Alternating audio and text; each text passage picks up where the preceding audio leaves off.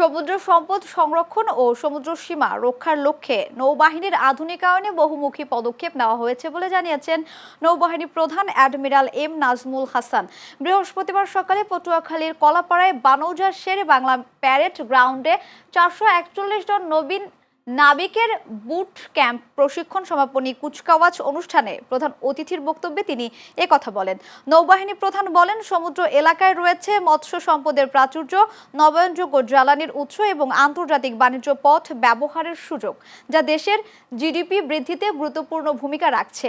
এই সুনীল অর্থনীতিকে বাস্তব উন্নয়নে রূপ দিতে সমুদ্র নিরাপত্তা নিশ্চিতে নৌবাহিনী ও কোস্টগার্ড নিরলসভাবে কাজ করে যাচ্ছে। অনুষ্ঠানে নৌবাহিনী সদর দপ্তর এবং সামরিক ও বেসামরিক কর্মকর্তারা উপস্থিত ছিলেন।